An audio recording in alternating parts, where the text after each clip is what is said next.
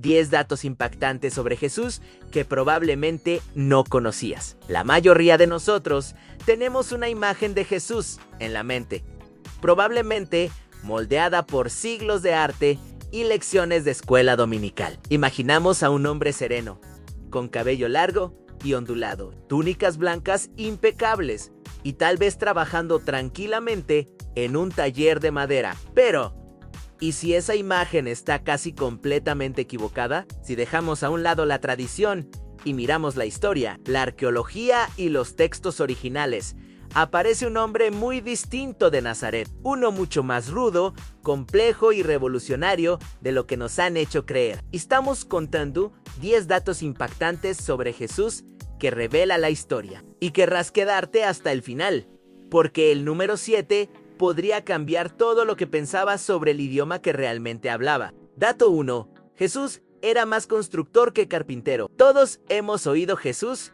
el carpintero. Es una parte clave de su historia de origen humilde. Pero esto probablemente sea un caso clásico de un error de traducción. El Evangelio de Marcos llama a Jesús un tectón. Durante siglos se tradujo simplemente como carpintero. Sin embargo, la palabra griega tectón significa algo mucho más amplio, como artesano o constructor. Ahora piensa en la Galilea del siglo I. En ese paisaje árido, la madera era escasa y valiosa. El material principal de construcción, la piedra, en las casas, sinagogas y edificios públicos se construían casi todos con piedra. Así que un tectón en esa zona probablemente era un albañil o constructor general que trabajaba con los materiales disponibles. En lugar de imaginar a un carpintero haciendo muebles, imagina a un hombre de manos callosas, cubierto de polvo, cincelando y levantando piedras pesadas bajo el sol del Medio Oriente. Sería físicamente fuerte, un trabajador hábil conectado a la tierra misma de su hogar. Esto cambia la imagen de Jesús de un delicado artesano a un constructor rudo, un hombre que entendía de cimiento, presión y lo que se necesita para construir algo que dure. De repente, sus parábolas sobre construir sobre roca o arena se sienten mucho más personales. Dato 2. Su nombre real no era Jesús. El nombre Jesús es una invención del inglés, resultado de un largo teléfono malogrado lingüístico. El hombre que conocemos como Jesús fue un judío del siglo I de Galilea, y su nombre era Yeshua. Yeshua era un nombre muy común en esa época. Era la versión aramea del nombre hebreo Yehoshua, que significa Yahvé salva. Probablemente reconoce su forma en inglés and Joshua. Así que, para su familia y amigos, él era simplemente Yeshua de Nazaret. Entonces, ¿cómo Yeshua se convirtió en Jesús? Cuando el Nuevo Testamento se escribió en griego, su nombre se registró como Isus, porque el griego antiguo no tenía el sonido. Más tarde, cuando la Biblia se tradujo al latín, Isus se convirtió en Jesús. Finalmente, cuando la letra J apareció en el inglés en el siglo XVI, Jesús se transformó en el Jesús que conocemos hoy. Llamarlo Yeshua nos conecta con la realidad de un hombre judío del siglo I, no solo la figura icónica del arte occidental. Dato 3. Tenía un acento galileo muy marcado. Así como alguien de Texas suena diferente a alguien de Boston, la gente en la Judea antigua tenía acentos regionales. Y Jesús, proveniente de Galilea, habría hablado arameo con un acento galileo muy notorio. Esto aparece incluso en el Nuevo Testamento. Durante la negación de Pedro, un observador lo identifica no por su rostro, sino por su manera de hablar, diciendo: ciertamente tú eres uno de ellos, porque tu acento te delata. Los galileos eran conocidos por pronunciar el arameo de forma distinta al dialecto de Jerusalén, que era el centro de la vida religiosa judía. Y esto no era un detalle menor. La élite de Jerusalén solía ver a los galileos como un poco provincianos y poco refinados. Así que cuando Jesús hablaba en el templo o debatía con los fariseos, su propio acento lo marcaba como un forastero, un tipo del norte rural. Esto añade una nueva capa de tensión social a sus interacciones, resaltando la brecha entre el poderoso establecimiento religioso y este maestro carismático proveniente de una región menos respetada. Dato 4. ¿No era blanco la imagen popular de Jesús como un europeo de piel clara y ojos azules, es producto de la historia del arte, no de la realidad histórica. Esta representación se volvió dominante en la Edad Media, cuando el cristianismo se expandió por Europa y los artistas naturalmente lo pintaban parecido a la gente de sus propias culturas. Pero como judío del Medio Oriente del siglo I, Jesús habría lucido muy distinto. Basándose en restos óseos de la época y la región, historiadores y arqueólogos han reconstruido un perfil mucho más preciso. El hombre promedio en Judea medía alrededor de 1.65 metros.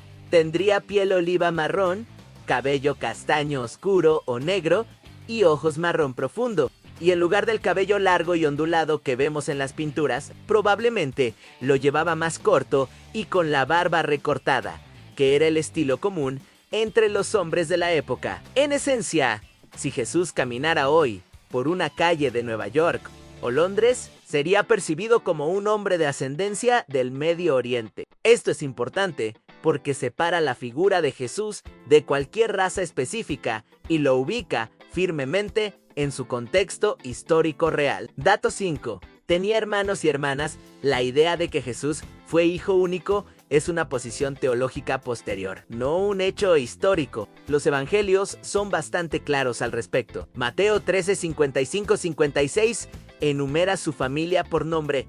¿No es este el hijo del carpintero? ¿No se llama su madre María? ¿Y no están sus hermanos Santiago, José, Simón y Judas? ¿Y no están todas sus hermanas con nosotros? La palabra griega usada aquí para hermanos es adelphoi. Aunque algunos argumentan que podría significar primos o parientes, la lectura más natural del texto implica que eran sus hermanos reales, nacidos de María y José a su hermano Santiago. En particular, se convirtió en una figura enorme dentro del movimiento cristiano temprano después de la muerte de Jesús, liderando la iglesia en Jerusalén. El historiador del siglo I, Flavio Josefo, incluso menciona la ejecución de Santiago, el hermano de Jesús. Esto retrata a Jesús no como una figura solitaria y etérea, sino como parte de una familia grande y bulliciosa en un pequeño pueblo. Es impresionante cuánto puede distorsionarse la historia por la tradición y el paso del tiempo, ¿verdad? Si estos datos históricos te están pareciendo tan fascinantes como a nosotros, haznos un favor. Dale al botón de suscribirte y activa la campanita. Tenemos mucha más historia por descubrir juntos. Bien, volvamos a la lista. Dato 6. Su ministerio estaba basado en una región insignificante. Hoy escuchamos Galilea y pensamos en lugares sagrados, pero en el siglo I, las élites de Jerusalén la consideraban una región cultural y religiosamente poco relevante. Judea, con Jerusalén como capital, era el centro de la adoración y la erudición judía. Galilea, en cambio, era una zona rural con una población mixta de judíos y gentiles, a menudo llamada Galilea de los Gentiles. Y aún así, allí fue donde Jesús decidió iniciar su ministerio público. Después de ser rechazado en su pueblo natal, Nazaret convirtió la ciudad junto al lago Capernaum en su base de operaciones. Desde allí, su reputación explotó mientras viajaba y enseñaba por toda la región. Esta elección es enorme. Al lanzar su misión, no en los pasillos del poder, sino entre pescadores y agricultores comunes de una región marginada, Jesús envió un mensaje poderoso. Su obra no era solo para los poderosos y los piadosos, era para todos, especialmente para los que estaban al margen. Dato 7. Hablaba arameo, no hebreo ni griego, este es grande. Aunque Jesús probablemente conocía algo de hebreo para estudiar las escrituras y algo de griego para el comercio, su idioma cotidiano era el arameo. Era el idioma en el que predicaba, contaba sus parábolas y hablaba con sus discípulos. El arameo era la lengua común del pueblo judío en el siglo I.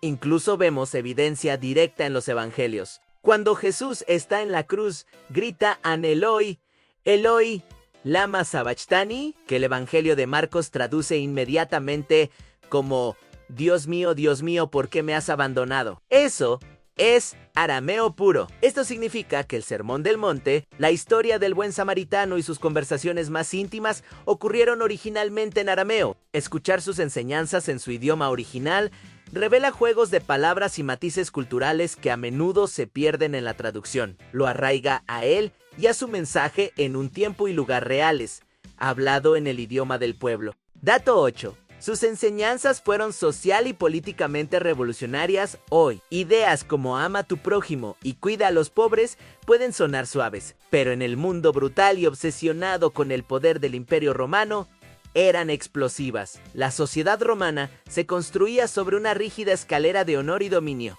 Un mandato como ama a tus enemigos era un ataque directo al código romano de venganza y fuerza militar. El mensaje de Jesús, de que los últimos serán los primeros, desafiaba directamente todo el orden social. Su enfoque incesante en los pobres, los enfermos, las mujeres y otros marginados amenazaba los cimientos mismos del poder romano y de las autoridades religiosas locales. No era un líder militar planeando un derrocamiento, pero sus ideas eran profundamente subversivas. Predicaba un reino de Dios, que funcionaba con un sistema completamente diferente al reino de Cesarruno, basado en el servicio, la humildad y la justicia. Para las autoridades, esto lo convertía en un hombre peligroso cuya influencia debía ser detenida. Dato 9.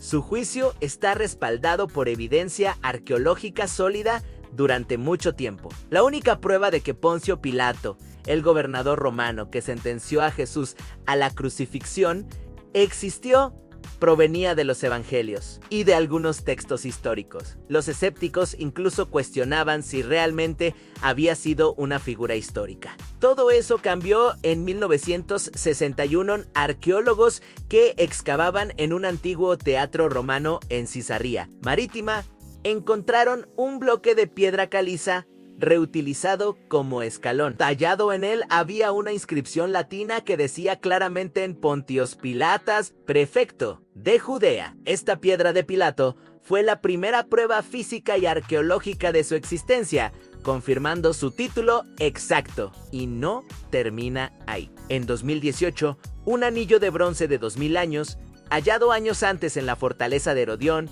fue finalmente limpiado. La inscripción en él decía claramente Pilato en letras griegas, aunque probablemente pertenecía a un miembro del personal administrativo. Es otro vínculo tangible con el hombre que supervisó uno de los juicios más decisivos de la historia. Dato 10. La ubicación de su tumba está respaldada por la arqueología. El Evangelio de Juan dice que Jesús fue enterrado en una tumba nueva situada en un jardín cerca del lugar de su crucifixión. Durante siglos, la iglesia del Santo Sepulcro en Jerusalén ha sido venerada como ese sitio, pero faltaba evidencia física de un jardín del siglo I. Hasta hace poco, trabajos arqueológicos bajo la iglesia han revelado algo notable. Un equipo de la Universidad Sapienza de Roma encontró evidencia de lo que una vez fue un terreno cultivado. A través del análisis de polen, hallaron rastros de olivos y vides que datan del siglo I. La excavación confirmó que la zona originalmente fue una cantera de piedra que luego se rellenó y convirtió en un jardín con tumbas, exactamente lo que sería un cementerio jardín justo fuera de las murallas de la ciudad en tiempos de Jesús. Este descubrimiento da un peso convincente al relato del Evangelio, sugiriendo que la ubicación tradicional de la iglesia está basada en una memoria histórica auténtica de una tumba en un jardín. Entonces, el Jesús histórico Yeshua fue un constructor rudo de una región menospreciada, un judío del Medio Oriente con una familia numerosa y un maestro cuyas ideas eran tan revolucionarias que fue ejecutado como una amenaza para el Estado. No era el hombre etéreo de piel clara que vemos en las pinturas, y su mundo era mucho más crudo de lo que dejan ver los vitrales. Al retirar las capas de tradición y mala traducción, encontramos una figura que es, posiblemente, mucho más humana y poderosa. Un hombre arraigado en la piedra y el polvo de Galilea, cuyo mensaje radical de amor y justicia sigue resonando 2000 años después. ¿Qué dato te sorprendió más? Déjalo en los comentarios. Gracias por ver y nos vemos en el próximo video.